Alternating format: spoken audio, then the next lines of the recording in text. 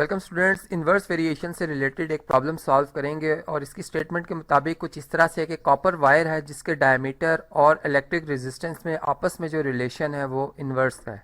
और इधर हम डायमीटर को जो रिप्रेजेंट कर रहे हैं वो स्मॉल डी से, जबकि इलेक्ट्रिक रेजिस्टेंस को हम रिप्रेजेंट कर रहे हैं जी आर से, कैपिटल आर से। और इस रिलेशन से यानी यहाँ पर जो हमें इस वक्त प्रॉब्लम गिवन है इसके मुताबिक जो रेजिस्टेंस अगर 12 ओहम्स हो तो डायमीटर उस वक्त वायर का होता है जी 2 मिलीमीटर। और हमने इसमें यही इसी रेजिस्टेंस और डायमीटर के इसी हिसाब से हमने रिलेशन फाइंड करना होगा। तो किस तरह से फाइंड कर सकते हैं, देखें इसमें जो हमने जैसा कि हमने समझा कि रेजिस्टेंस आर जो है ये इस वक्त इन्वर्सली प्रोपोर्शनल टू है जी डायमीटर ऑफ दी वायर के। तो हम इस तरह से लिखेंगे और जब हम इक्वालिटी का साइन लिखेंगे तो इसमें हमें कांस्टेंट ऑफ प्रोपोर्शनैलिटी जो कि हमारे पास के है, हमें यहाँ पर के से मल्टीप्लाई करना होगा, के डिवाइडेड बाय डी आ जाएगा इस तरह से। और अब जो कि गिवन इंफॉर्मेशन है उसके मुताबिक हम यहाँ पर रेजिस्टेंस की वैल्यू जो कि 12 ओहम्स हैं वो लिखेंगे और के इसी तरह एज इट इज़ रहेगा, जबकि डी जो है डायमीटर जो है वायर का वो कितना जी हमारे पास 2 मिलीमीटर है। तो इस तरह से हमें के की वैल्यू जो मिलती है वो 12 इंटू 2 जो कि 24 के इक्वल आ जाती है। तो यहाँ से फिर हम ये कह सकते हैं जो इनमें आपस में रिलेशन है इस वक्त वो इसमें जो रेशो बन रही है ये 24 की आ रही है।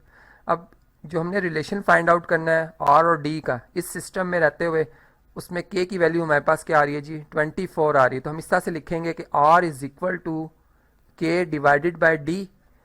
और इसमें चूंकि हमने एक स्पेसिफिक कर दिया है कि हमने रेजिस्टेंस और डायमीटर को रिप्रेजेंट कर दिया, तो यहाँ पे फिर R इज इक्वल टू के की वैल्यू हमारे पास 24 और डिवाइडेड बाय डी आ जाएगा। तो ये वो रिलेशन है जो कि फिर इस सिस्टम में फॉर एवर रहेगा। और अगर हम इसी सिस्टम में रहते हुए फर्दर हमसे अगर कोई क्वेश्चंस पूछे जाते हैं तो फिर हम उनका भी आंसर कर सकते हैं। जैसे चलें जी इसी को आगे कंटिन्यू करते हैं कि ये रिलेशन हमें पता चल गया कि R equal to 24 by D system में है। अब फर्दर हमसे दो क्वेश्चंस और पूछे जा रहे हैं कि अगर डायमीटर जो है वो इंक्रीज़ कर दिया जाए, यानी इसकी वैल्यू थी जी 2 मिलीमीटर, उसको इंक्रीज़ करके 3 मिलीमीटर कर दिया गया, तो रेजिस्टेंस पे क्या अफेक्ट पड़ा। तो यहाँ पर चलें इसको देखते हैं।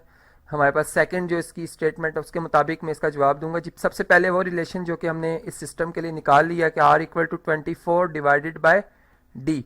और इसमें अब हम डी की जो वैल्यू है वो लिखेंगे कितनी जी 3 मिलीमीटर। तो इस तरीके से R जो हमारे पास आएगा इक्वल टू आ जाएगा जी 24 डिवाइडेड बाय 3 जो कि 8 बनता है।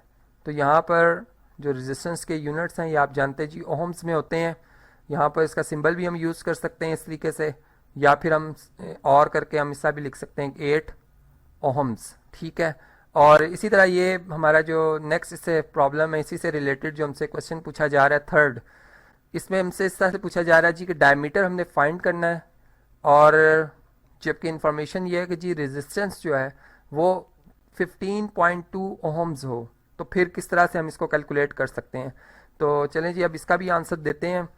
यहाँ पर लिख भी लेते हैं कि हमारे पास जो रेजिस्टेंस है आर ये कितनी है जी 15.2 ओहम्स है। और इसका सिंबल भी हम यूज़ कर सकते हैं। यहाँ पर जो रिलेशन है सिस्टम में हमारे पास उसको भी हम लिखेंगे R equal to 24 divided by D. और यहाँ से अगर हम D को सेपरेट करते हैं तो हमारे पास D इक्वल टू आ जाएगा जी 24 डिवाइडेड बाय, यहाँ पे मैं डिवाइडेड का सिंबल यूज़ करूँ जी डिवाइडेड बाय R। और यहाँ पे अगर इनकी वैल्यूज़ को सब्स्टिट्यूट कर दिया जाए 24 डिवाइडेड बाय R की वैल्यू कितनी है जी 15.2, जिसको चलें जी 15.2 पहले लिखते हैं हम। और अब इसका जो डेसिमल पार्ट है इसको हम कन्वर्ट करेंगे जी फ्रैक्शन पार्ट में। तो D इक्वल टू आ जाएगा 24 डिवाइडेड बाय 152 डिवाइडेड बाय 10। नहीं, अगर आप 152 को 10 पे डिवाइड करते हैं तो आपका जवाब जो है वो 15.2 ही आएगा।